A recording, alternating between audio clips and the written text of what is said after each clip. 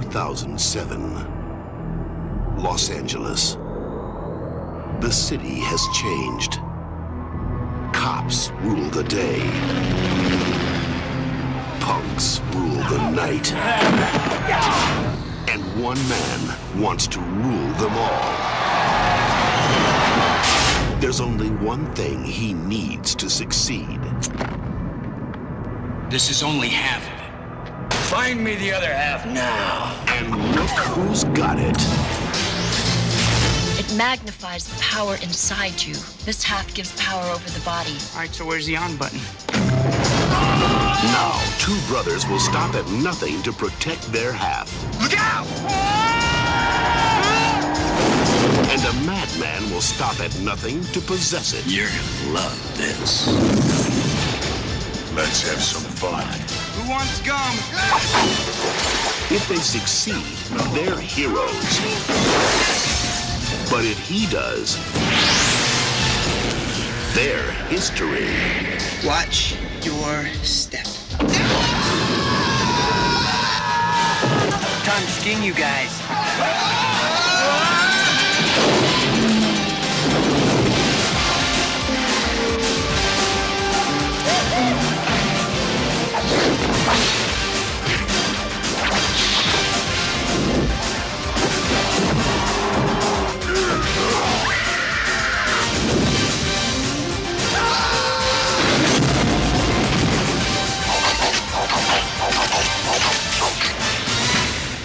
T2's Robert Patrick, Scott Wolf, Mark Dacascos, and Alyssa Milano. Double Dragon. You said it.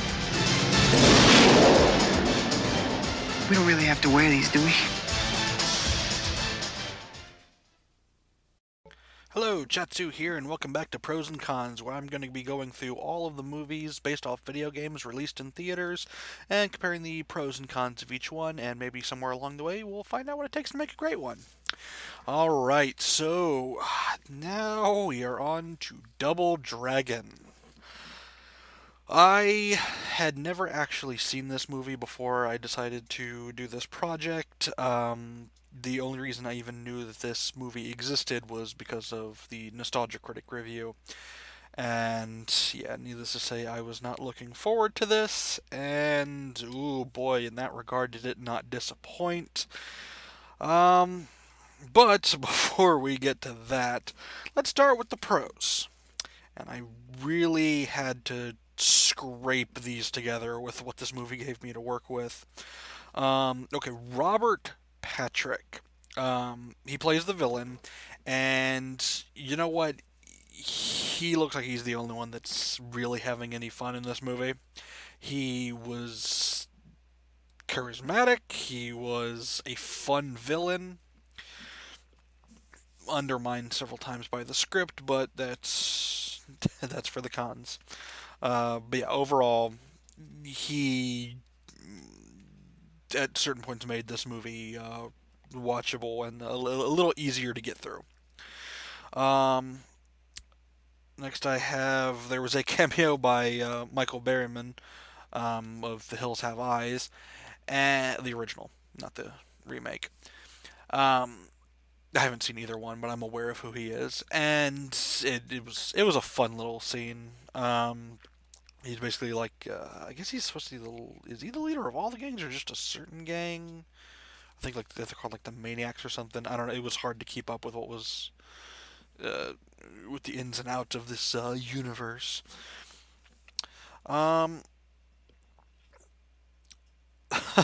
Next thing I have written down here is flammable water.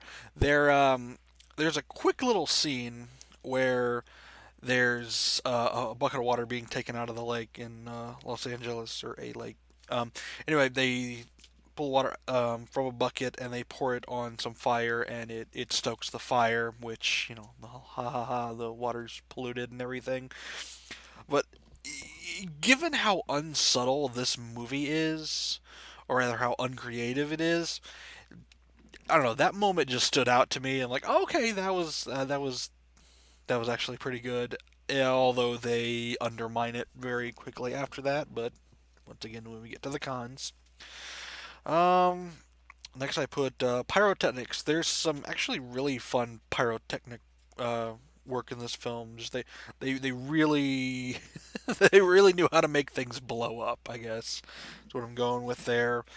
In particular, when the theater blows up, that that shot actually looked really cool, where they're flying over the car. It's one of the very few cool looking shots in this movie, and also the explosion during the lake chase, which otherwise was poorly shot, and then all of a sudden, bam, there's that. And it's like, oh, okay. That, yeah, it could only make up for it so much, but honestly, this film, I'll take what I can get. Um, and last, I have the Billy and Jimmy fight at the end.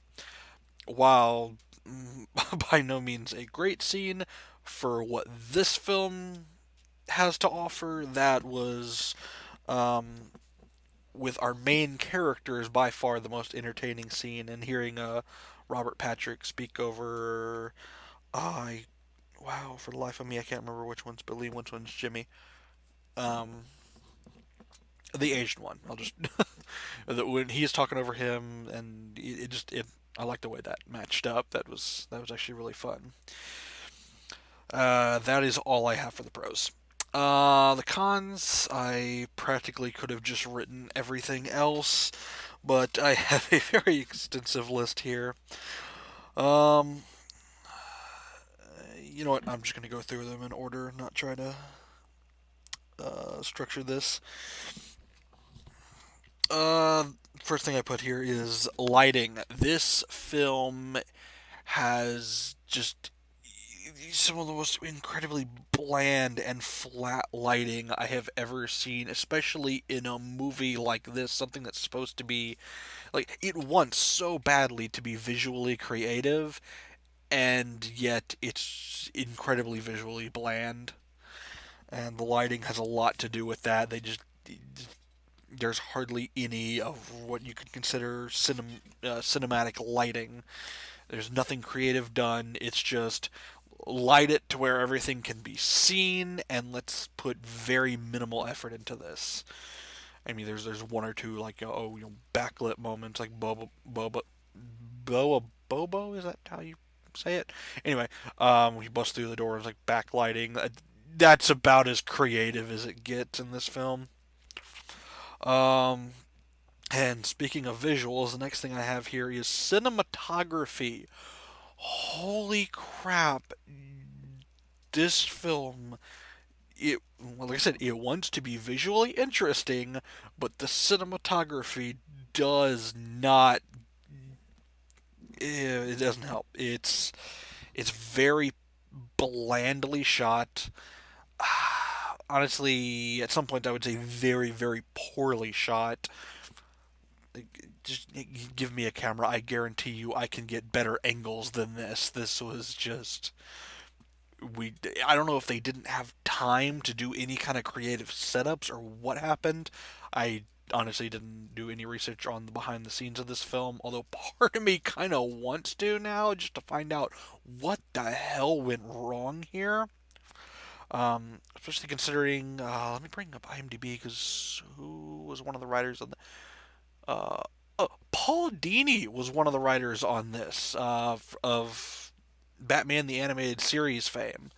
So yeah, what the hell happened there? And then also the director. Let me check IMDb real quick here. Oh yeah, the director of the Genesis Land of Confusion music video. So yeah, seriously, it's not like there wasn't some talent here. What happened? Um.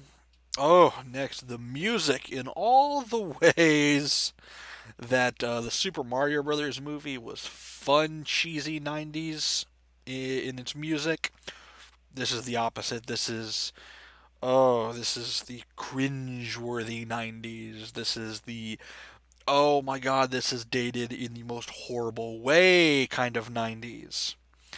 Um, yeah, the music feels very stock, like zero effort, very generic.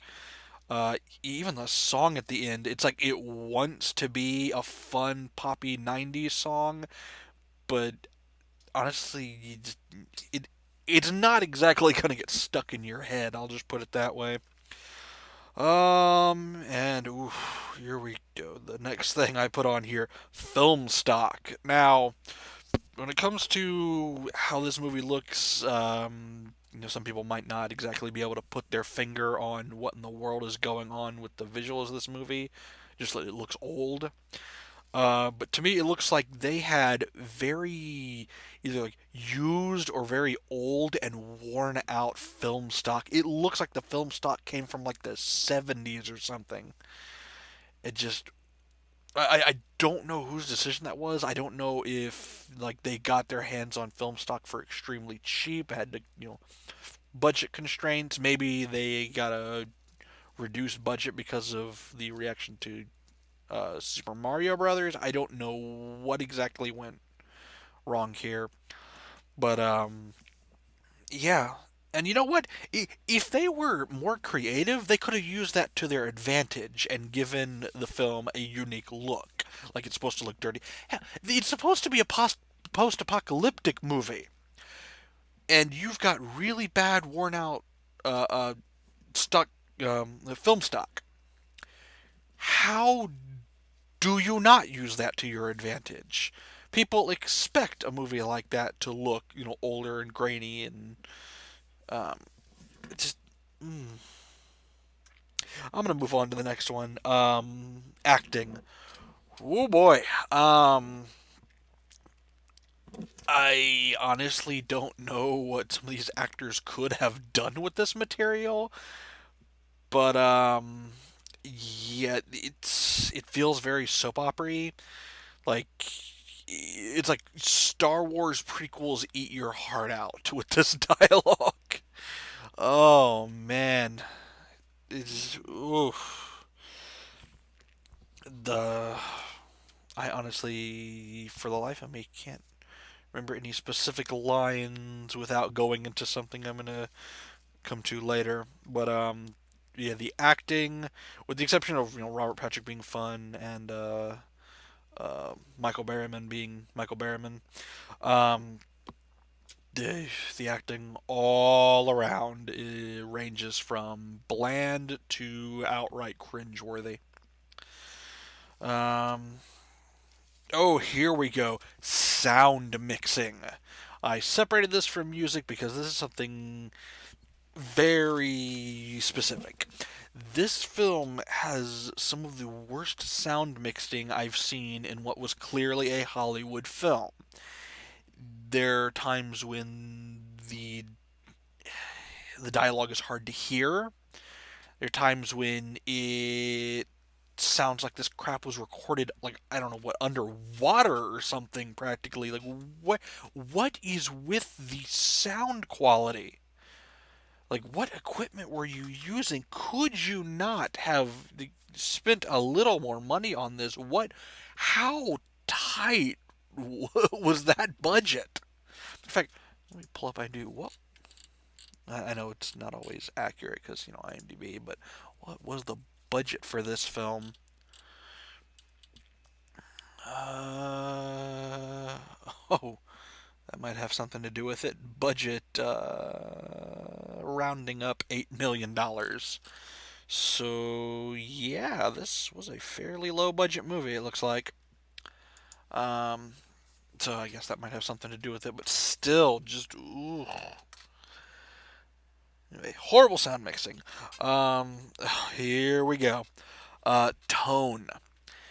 This movie, it at most points feels like it was made for really little kids. Like that kind of it's just a kid film, low effort, we don't give a damn kind of tone. Um and then you juxtapose that with random gratuitous ass shots of Alyssa Milano, which is something I might have put in the pros category, but quite frankly, the real Slim Shady doesn't exactly make me stand up. Yeah, this, especially considering it's supposed to be a post-apocalyptic movie, for kids, and yeah, that works out about as well as you would imagine that it would. Eh, a very inconsistent tone, just ranging from sometimes it's for teenagers, sometimes it's for little kids. At no point is it ever for anyone over the age of like 14. But yeah, just but in the worst possible way. Because I mean, there's a lot of great kids films out there. This sure as hell isn't one of them. Um, oh, effects. Special effects in this film I gave their own category. In particular, anything involving Robert Patrick's character, who I, for the life of me, can't remember his name right off the. Okay, IMDb, come to my aid again. Shuko. Yeah, anything involving Shuko using have the medallion and doing those powers, just it just looks bad. The whole like making him look flat, which is supposed to be like him projecting like a shadow or something like that. Oof. Yeah, I'll just say when it comes to special effects involving shadows, I think the Shadow movie did it a whole hell of a lot better. And if I recall, I think that came out around the same time as this movie. Next, I have the dialogue, which I gave its own separate category for a variety of reasons. Mostly that it consists of what's the word I'm looking for? Not exactly puns, but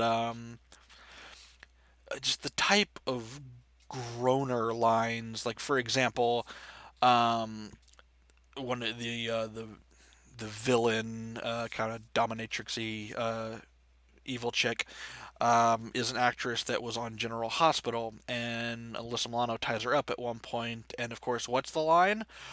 Lucky you. Generally, I put people in the hospital. Aha, aha, ha, ha, ha, ha. That was not. That wasn't funny. That was lazy. Just as lazy as when the roles are reversed, and the evil chick says to Alyssa Milano, "Who's the boss now?" It's like, oh, because she was on Who's the Boss. Oh my god. And they're just, lines like that are just scattered throughout the movie. They knock a Bobo into a net, and of course, you can already imagine what the line is. Nothing but net.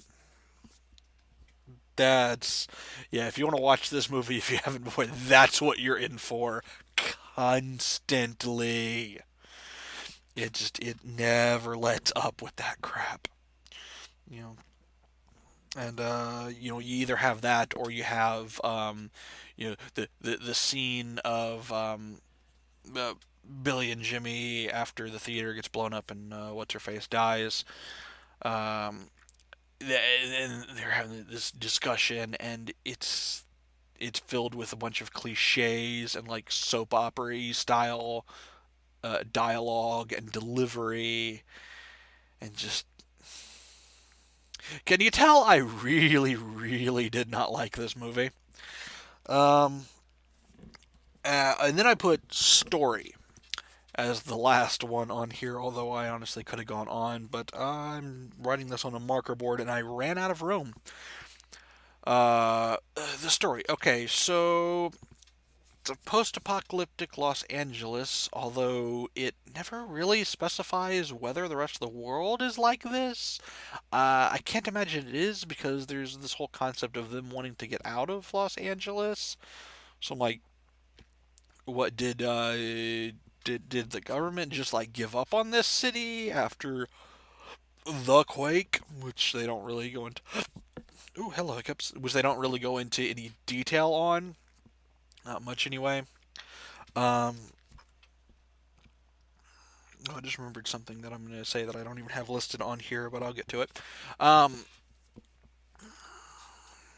how I might well put it in this category. There's these weird like news broadcasts, which like clearly they're going for like the RoboCop tone of these broadcasts, or news and commercials and stuff like that. But sadly, it comes across like RoboCop 3 levels, or if not even worse than that. Um, yeah, like the whole Vanna White and forget who the guy was, and Andy Dick as the weatherman, and they got this weird dialogue where there's supposed to be like a mocking of news personalities, but it just comes across as um, just weird, weird writing. Um, but anyway, that actually a reason why I even decided to put that into this category right now is it affects the story in a way where it's hard to tell what they're going for with this the apocalyptic nature of this, because in some aspects it looks like the whole place has gone to shit. In other aspects, it looks like, oh, there's still somewhat of a governmental structure. And I mean, I guess they were going for like Mad Max 1, but they didn't really pull it off nearly as well. Where that was kind of vague on how the structures work in order to focus more on the characters. This one just does it because it feels like they didn't actually think this through. One aspect of the story that really made me scratch my head was um, so Robert Patrick's character, that's right, Shuko. Shuko's plan is to take over Los Angeles. Okay, so they say that he's the richest man in the world at a certain point. He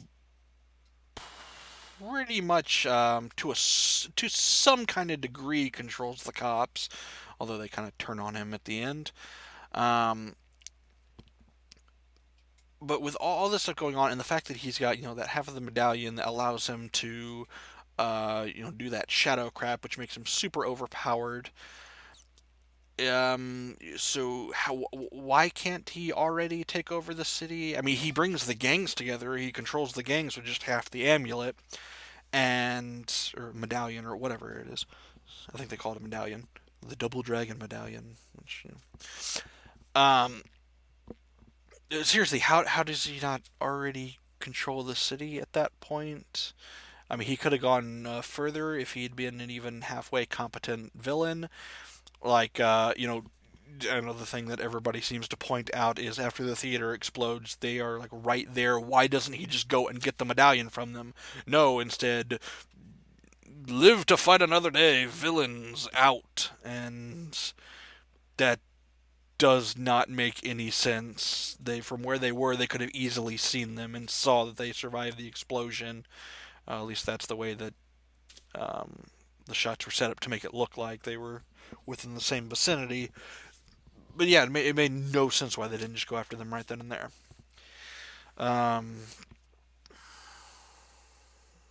What else was I talking about? I want to go back to when I said the flammable water, how they screwed that up. The way that they screwed that up has to do with the dialogue and this film just straight up not trusting its audience to be intelligent whatsoever. Because twice after that, they make jokes or they mention in some way that the water is flammable. It's like, okay, we already visually saw it. Now you can use that in the action scene to, to catch the lake on fire, which they do. But before that, we get a line from either Billy or Jimmy, I can't remember which one, like, wait, isn't this lake flammable? Why was that line in there?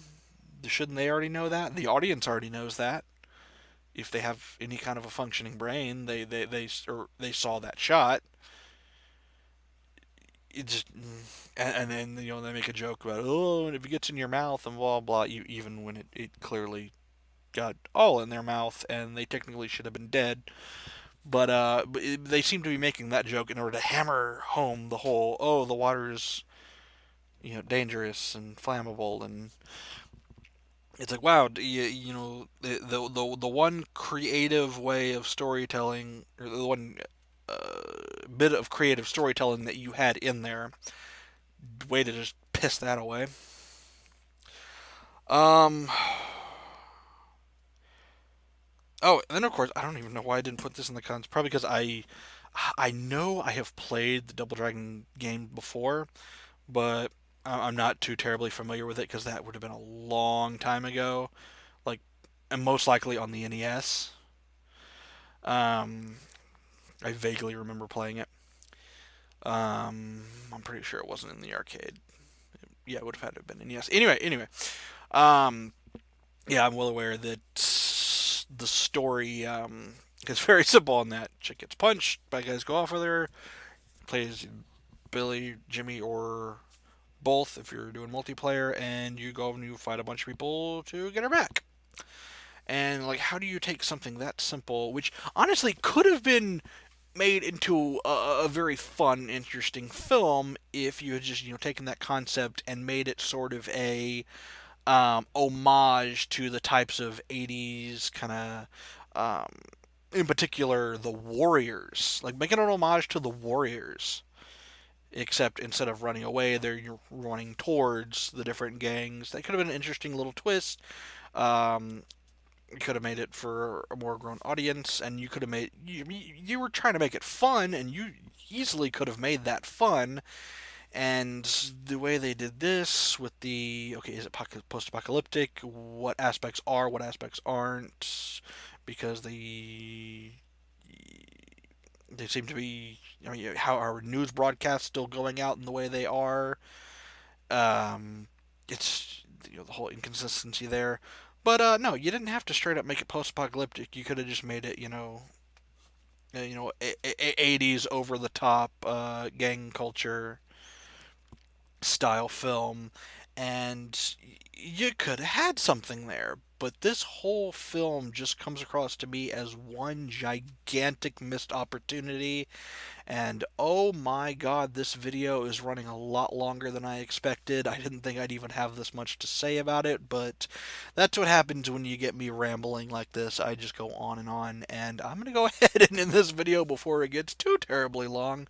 So, yeah, Double Dragon, not a good movie. That was painful to sit through, and I watched it once, and then that was a couple days ago, and I skimmed through it, kind of like with Mario Brothers.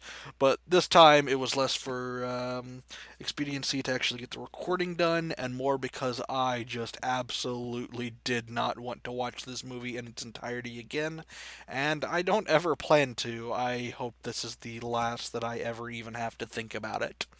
And on that note, this is Chatsu signing out.